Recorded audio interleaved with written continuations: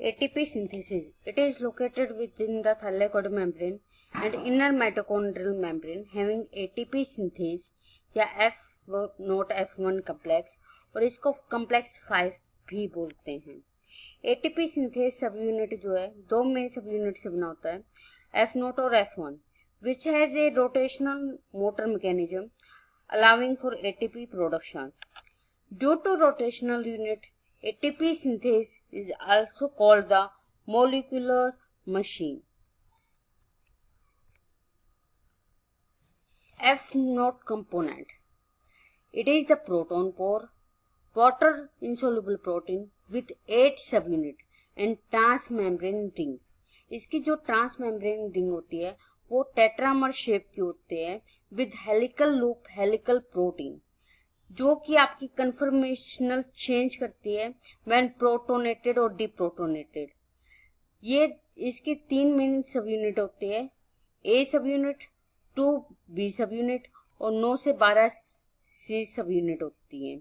इसके अलावा जब ह्यूमन की बात आती है तो ह्यूमन में 6 एडिशनल सब यूनिट भी होती हैं, D E F G F6 and 8 और A6L। सी सब यूनिट जो होती है इसमें 2 हेलिकल होती हैं दैट स्पेन द मेम्ब्रेन। इसमें एस्पार्टिक एसिड रेजिडू होता है जो कि सेकेंड हेलिक्स पे प्रेजेंट होता है on the centre of membrane. इसका फंक्शन होता है रेगुलेट करता है H positive channel during the ATP synthesis. इसका इनिबिटर होता है ओलिगोमाइसिन। F1 कंपोनेंट या F1 ATPase. It is hydrophilic and responsible for the hydrolyzing ATP. इसकी भी जो है 3 सब यूनिट होती है, 3 अल्फा सब यूनिट, 3 बीटा सब unit, 1 gamma unit, 1 delta unit, 1 epsilon unit होती है। इसकी जो बीटा सब यूनिट होती है वो साइट ऑफ ATP सिंथेसिस होती है, जबकि गामा यूनिट जो होती है वो इंटरेक्शन करती है विद द F0 सब यूनिट के साथ। सब यूनिट जो अल्फा और बीटा होती है वो हेक्सामर की स्टेट फॉर्म करती है जिसपे 6 बाइंडिंग साइट होती हैं, जिसमें से 3 जो होती है कैटालिटिकली इनएक्टिव होती हैं, जबकि 3 पे जो अदर 3 होती हैं उन पे ADP बाइंड करती हैं और ATP सिंथेसिस का काम करती हैं। अदर 3 सब unit catalyse ATP synthesis. F1 particle जो होता है वो लार्ज होता है और ये जो है इसका ट्रांसमिशन ऑफ इलेक्ट्रॉन, इसके अंदर से ट्रांसमिशन जो है इलेक्ट्रॉन माइक्रोस्कोप से बाय नेगेटिव स्टेन के द्वारा भी देखा जा सकता है। तो हम जब इस ATP सिंथेसिस की बात करते हैं तो इसमें 2 सब यूनिट कहते हैं, रोटेशनल मोटर यूनिट और स्टेशनरी यूनिट। तो रोटेशनल सब यूनिट में गामा आता है, एप्सिलॉन आता है, C9 to 12 रिंग कम्प्लेक्स आता है जिसमें से आपके प्रोटॉन पास करते हैं, जबकि आपके जो स्टेशनरी यूनिट होते हैं वो A, B2, 3 alpha, 3 beta and gamma complex होता है। 3 बीटा जो होती है उसमें 3 अल्टरनेटिव कन्फर्मेशन स्टेट होती है। O स्टेट जिसे ओपन स्टेट कहते हैं, जिसपे बाइंड करता है ATP, ADP एंड PI जो काफी वेरी वीक। L स्टेट जो होती है लूज स्टेट होती है जिसपे बाइंड करता है ATP, ADP and PI loosely. T state यानी कि टाइट स्टेट, इस पे बाइंड करता है ADP and PI tightly bind करते हैं और ATP की फॉर्मेशन करते हैं। सो बीटा जो आपकी सब यूनिट होती है वो कन्फर्मेशनल चेंज होता है इसमें, और ATP इसमें बाउंड और रिलीज की प्रोसेस होती है और इसमें ATP जो है आपकी फॉर्मेशन होती है। तो दैट इज द डायग्राम। तो यहाँ पे जो आपकी ATPase कम्प्लेक्स का जो आपका डायग्राम है जिसका डायमीटर 100 nm दिखाया गया है, इसमें आप ऊपर वाला सब यूनिट देखेंगे तो इसमें अल्फा बीटा जैसे कि मैंने कहा था हेक्सामर यूनिट होते हैं, जिसमें से 3 जो होते हैं कैटालिटिकली एक्टिव होते हैं और 3 जो होते हैं इनएक्टिव फॉर्म में होती है। जबकि आपकी जो गामा सब यूनिट है जैसे कि आपका दिखाया गया है कि आपका ऑरेंज कलर में ये स्टैटिकल है, जबकि आपका लाइट ग्रीन में है ये रोटेशनल यूनिट है। तो रोटेशनल यूनिट जो है 9 से 12 का सी होती है, जहां पे आपका जो एस्पार्टेट बाउंड करता है और आपका जो हाइड्रोजन्स जो है आपके मूव करते हैं। इसके अलावा एप्सिलॉन और गामा यूनिट है जो आपकी स्टेशनरी सब यूनिट के साथ बाइंड होते हैं और इसको रोटेट करते हैं जैसे जैसे आपकी तीनों स्टेट जाती है, अल्टरनेट जाती है कि वो लूजली बाउंड जाता है या टाइट बाउंड जाता है या ओपन बाउंड जाता है। अगर वो टाइटली है तो एटीपी की फॉर्मेशन होती है। तो इससे रिलेटेड हम आगे पढ़ रहे हैं। तो इसको बोलते हैं हम, that is the flip flop mechanism of ATP synthesis. ये जो है गिवन बाय द पोलबर्ग। एटीपी सिंथेसिस जो है जनरेट की जाती है बाय रोटेशन ऑफ गामा सब unit at 120 degree by the counterclockwise. It will lead to change in the conformation of nucleotide binding site in the beta subunit. जो rotation of gamma with in होता है alpha and beta 3 हेक्सामेर में, तो उसमें जो है loose से tight state या टाइट से आपका ओपन या ओपन से लूज स्टेट में जाता है। तो एस स्टेट जो होती है accept new charge of substrate करती है, जबकि टाइट स्टेट जो होती है एटीपी फॉर्मेशन करती है। तो एटीपी सिंथेस प्रोबेबली रिक्वायर करते हैं 4 hydrogen to synthesis of 1 ATP. तो यहाँ पे हम जब ये मॉडल देखते हैं बीटा सब यूनिट का, तो यहाँ पे जो आयन होते हैं पास करते हैं एफ नोट से, जिससे बीटा सब यूनिट की कन्फर्मेशन चेंज हो जाती है। इससे जो आपका रोटेशन होता है cylinder of C and gamma सब यूनिट का, जो कि 120 डिग्री एंगल पे रोटेट करते हैं। गामा कॉन्टेक्ट करता है डिफरेंट बीटा सब यूनिट से और इंड्यूस करता है कन्फर्मेशन चेंज, जिसमें आप बीटा इम्पटी कन्फर्मेशन भी कहते हैं। नेबरिंग ऑफ बीटा इम्पटी आपकी बीटा एडीपी और बीटा एटीपी होती है। तो जब एक कंप्लीट रोटेशन होता है गामा सब यूनिट का, तो साइकिल होती है बीटा एडीपी की से बीटा एटीपी और बीटा एटीपी से बीटा इम्पटी, जिससे 3 एटीपी सिंथेसिस होती है। जब ये ऑपोजिट रोटेशन करता है गामा सब यूनिट का इन ए सिंगल F1 यूनिट, तो एटीपी जो होता है आपका हाइड्रोलाइज हो जाता है। पीटर माइकल्स कीमोस्मोटिक थ्योरीज के बाद, तो इसमें हम कहते हैं कि ऑक्सीडेशन ऑफ आपका NADH और FADH2 का in mitochondrial matrix by electron transport chain link redox energy to ATP synthesis. Chemiosmotic process जो है ये पीटर माइकल ने 1961 में दी थी और इसके लिए इसने नोबेल प्राइज जो है पाया था for breakthrough thinking in energy conversion में। तो कीमोस्मोसिस इन्वॉल्व करता outward pumping of hydrogen from the mitochondrial matrix through 3 proton complex in ETC, यानी कि 1, 3 और 4th कॉम्प्लेक्स में हाइड्रोजन जो है वो फ्लो करता है back down the proton gradient through membrane bound ATP synthase complex in response to chemical and electrical differences के कारण। तो कीमोस्मोसिस थ्योरी में क्या कहता है कि इसमें जो है आयन डिफ्यूज करते हैं across membrane related to ATP synthesis and hydrogen ion across the mitochondrial membrane. Hydrogen ion जो है डिफ्यूज करते हैं high concentration to low concentration area में, जिससे मूवमेंट होती है हाइड्रोजन आयन की और क्रिएट करता है इलेक्ट्रोकेमिकल ग्रेडियंट ऑफ प्रोटॉन, जिसे energy from hydrogen ion use किए जाते हैं making ATP. ATP synthase make ATP via chemiosmosis. The energy from hydrogen ion captures in the ATP. तो ये डायग्राम दिया एंड्रू जेंडरडॉर्फ ने एंड इर्नेस्ट यूरिब ने 1966। तो इसमें क्या दिखाया गया है कि जब आपका मेम्ब्रेन मतलब कि आपका मैट्रिक्स में और मेम्ब्रेन में पीएच सेम है तो एटीपी नहीं होती सिंथेसिस, तो एटीपी कोई सिंथेसिस नहीं होती। लेकिन जब इन्होंने देखा कि पीएच का डिफरेंस है यानी कि हाइड्रोजन आयन का डिफरेंस है, तो आपकी एटीपी जो है सिंथेसिस हो जाती है। तो ATP ADP exchange across inner mitochondrial membrane, ये जो है by specific transporter protein ATP ADP translocase के द्वारा होता है।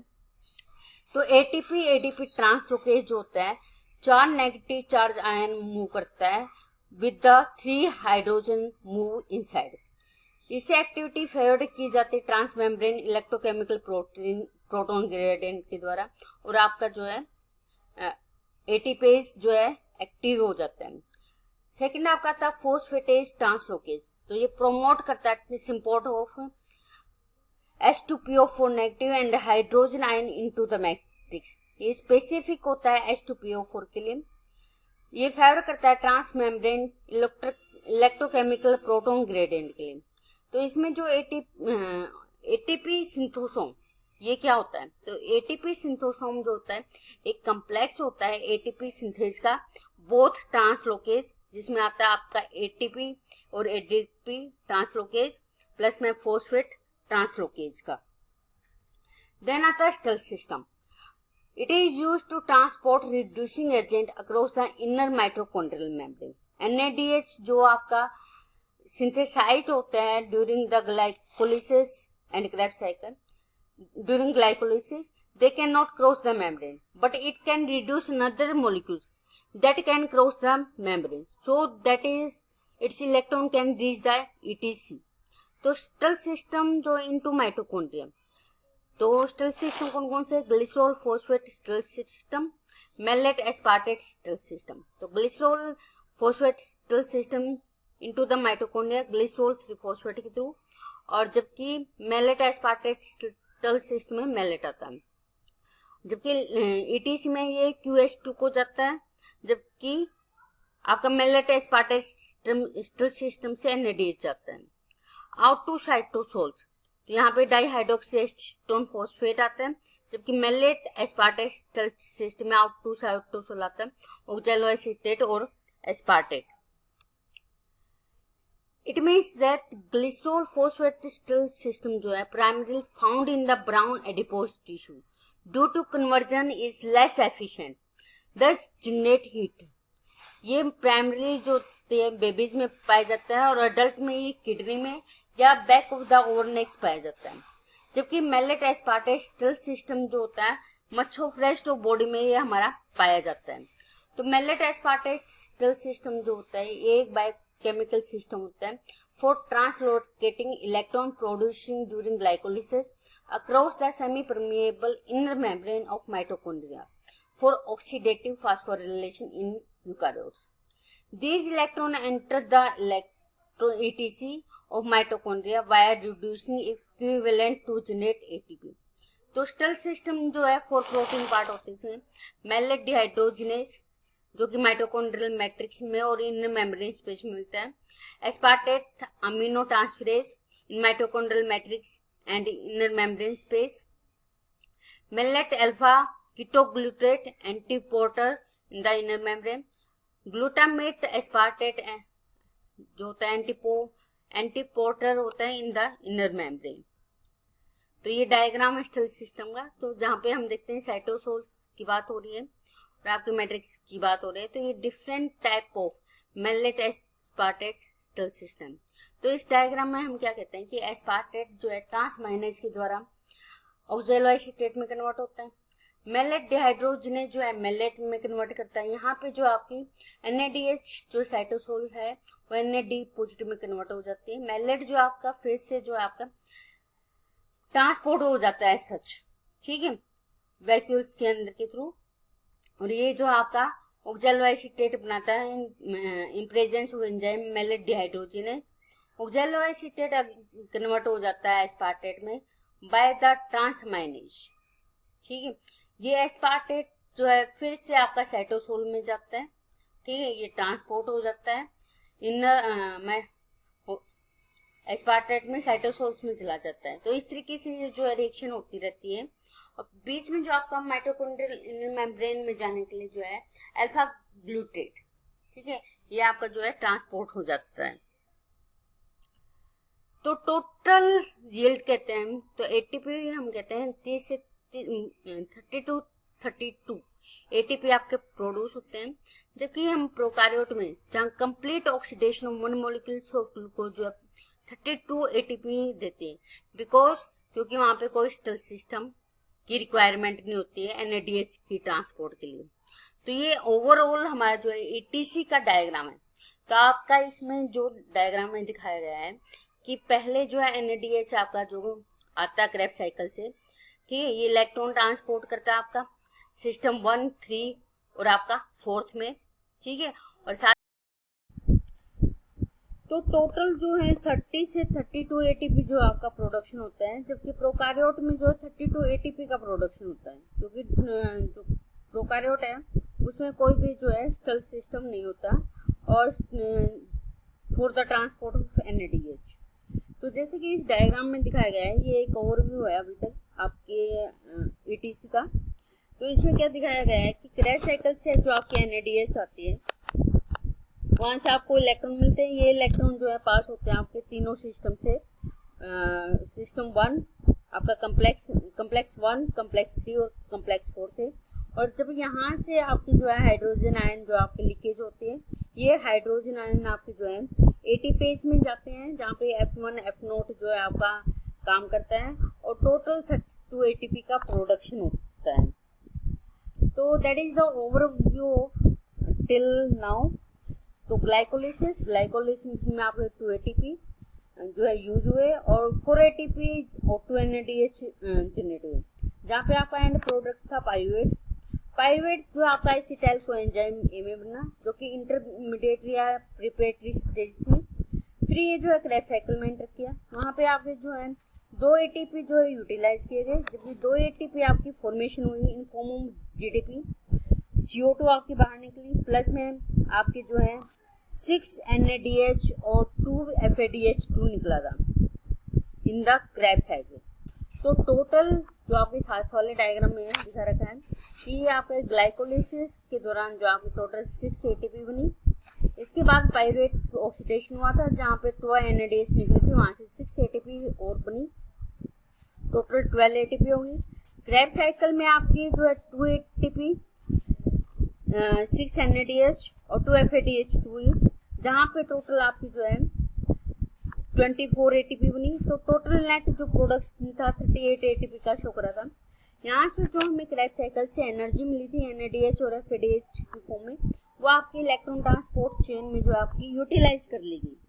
और इस इलेक्ट्रॉन ट्रांसपोर्ट चेन या ऑक्सीडेटिव फास्फोरिलेशन की समरी है हमारी कि जो NADH हमें मिला, NADH और FADH2 जो आपकी क्रैश साइकिल से मिला था, वो आपका कम्प्लेक्स 1 NADH जो है कम्प्लेक्स 1 में जाता है और यहाँ से हाइड्रोजन जो आपके माइटोकॉन्ड्रिया के अंदर रहता है।